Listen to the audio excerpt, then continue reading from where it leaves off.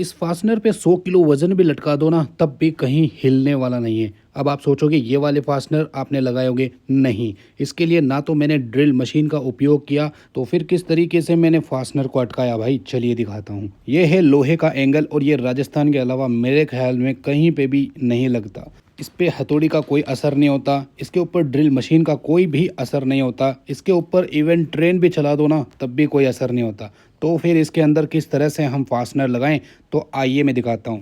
ये वाला फास्टनर राजस्थान में मिलता है और इस फास्टनर को लगाने का तरीका दिखाता हूं। पंखा कैसे अटकता है दिखाते हैं।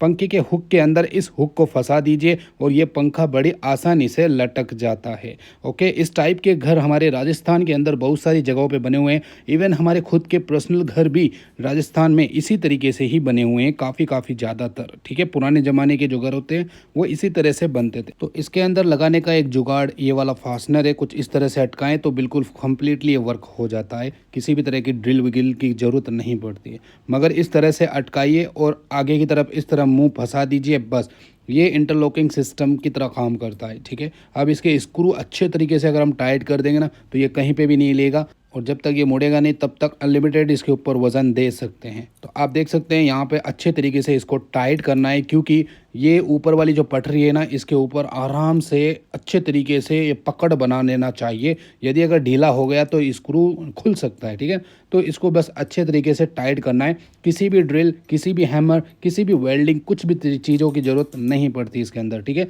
ये बहुत आसान तरीका है, बहुत ही परफेक्ट तरीका है। ठीक है, लेकिन इस तरह के घर में ही ये चीज़ लगी हुई होती है। अगर आपके घर में लगी हुई है तो मुझे कमेंट में ज़रूर बताइए। ठीक है, तो ये इस तरह से फिटिंग होता है, बिल्कुल सिंपल प्रोसेस है। इस तरह के मैंने 2 इंस्टॉल किए हैं इसके ऊपर। तो अब मैं लटक के देख लेता हूँ अच्छे तरीके से एक बार। अब ऑब्वियसली मेरे जितना वजन तो कोई पंखे वगैरह में होगा नहीं, तो बड़ी आसानी से इसके ऊपर पंखा लटका सकते हैं। चलिए, अब मैं कुछ दिन बाद में आता हूँ और आप देख सकते हैं यहाँ पर सीलिंग वगैरह सब कुछ कंप्लीट हो चुकी है। इसके ऊपर अब हम पंखा लगाएंगे।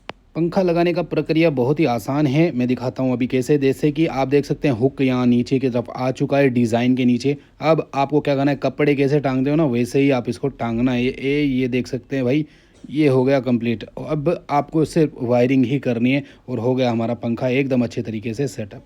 ठीक है ना, तो इस तरीके से आप भी कर सकते हो। यदि अगर आप राजस्थान में रहते हो तो मुझे कमेंट में ज़रूर बताएं कि आपके घर में ये वाले गार्डर यानी लोहे वाले लगे हुए हैं या नहीं। मुझे यकीन है बहुत सारे घरों में लगे हुए हैं। ठीक है, पुराने ज़माने के घर जो पट्टियों से बनते थे, पत्थरों से बनते थे, उस वाले में। अब दूसरा पंखा इंस्टॉलेशन करता हूं, और अगर आपको ये प्रोडक्ट चाहिए तो व्यू प्रोडक्ट में आपको मिल जाएगा, जाके बड़ी आसानी से आप बाई कर सकते हो।